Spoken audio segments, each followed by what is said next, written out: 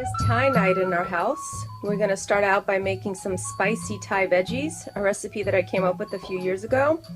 We're also going to make some coconut shrimp and some perfect jasmine rice. So let's see what goes into the spicy Thai veggies.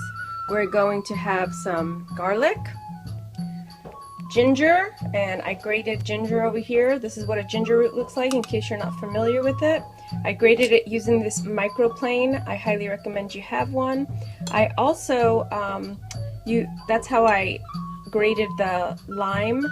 I needed the zest of the lime, and make sure you use organic when you're zesting, when you need the zest of lemon or lime, because of all the pesticides they put on citrus fruits. I also have the juice of lime, a couple of limes here, and then organic coconut milk, light. Now, I don't like to cook with canned foods. This is probably the one exception I'll make, just because I can't seem to make the exact type of coconut milk like I find here, but at least I try to get organic. We'll be using our sea salt, pepper. This is a pepper paste. Now you could use a roasted pepper paste. There's lots of kinds. I just happen to like this one, and I have it in here with some brown sugar as well.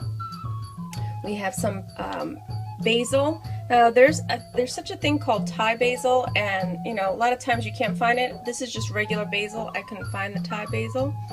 And then we have string beans, about 1 cup. And then this is 1 whole eggplant. It's a big eggplant. We're going to have a lot of veggies.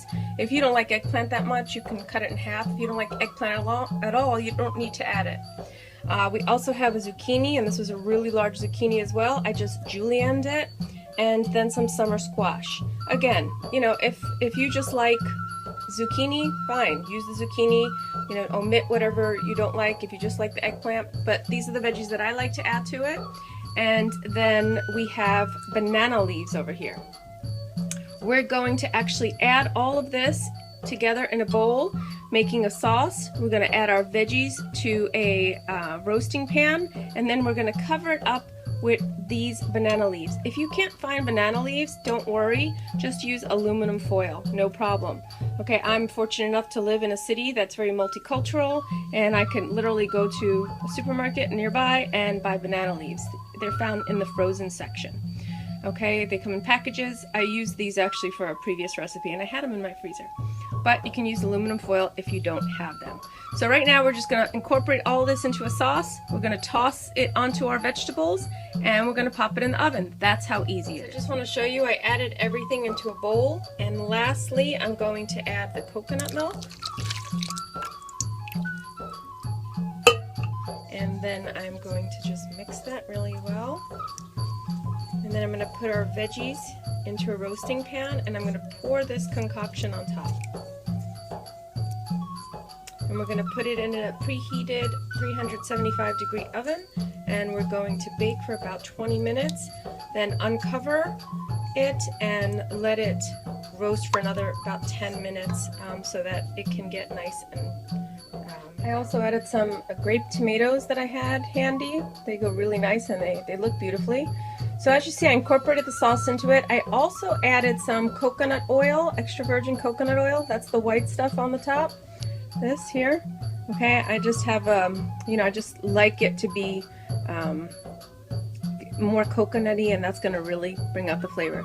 So now we're just going to put our banana leaves on top and stick this in the oven. This is what it looks like when it's totally covered. And as you see, the banana leaves are going to act just like aluminum foil would, sealing in the flavors and the juices, and also imparting a really delicious banana leaf flavor. Now, if you've never had anything cooked in a banana leaf, it's going to be hard to explain this, but it's like a little bit of jungle.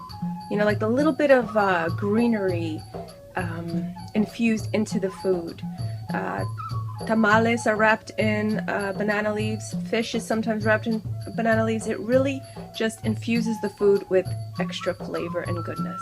Okay, so if you we could also stick a piece of aluminum foil on this if we wanted to seal it extra, but I think I packed it really well like that. So we're just going to bake this about 20 minutes in the oven. So our 20 minutes is up for the vegetables. I took off the banana leaves. Look how lovely the vegetables look. I'm just giving them a good stir, and now I'm going to put it back in the oven till some of that juice soaks up into the veggies. maybe another 10-15 minutes, and we'll check on them then. So I cooked the vegetables until tender. The eggplant really was the one that needed to get the most tender. And then I put it on broil. Once the eggplant was tender, I broiled it so that the juices would just evaporate a bit. And I did that for about, let's say, 8 minutes. And then we're left with this beauty of a dish. And the vegetables are just infused with the lime juice and the garlic and the ginger. Really what you feel is the tanginess of the lime juice overall. And that coconut oil is in there too. It really came out lovely. So let's eat. Okay, so we finished cooking our Thai meal, and I just want you to see what it looks like. We have our delicious spicy Thai veggies, and you can make that as spicy as you like by adding more cayenne if you like. We have our perfectly fluffy rice. Remember I told you that's the foolproof way to make rice. How many minutes? 12 minutes, that's right. And we have our coconut shrimp. Crispy, really just nicely coated with that coconut. And I'm serving it with some coconut water. So the moment of truth. And I like really combining the flavors. So I like to take a little of the shrimp and some of the rice.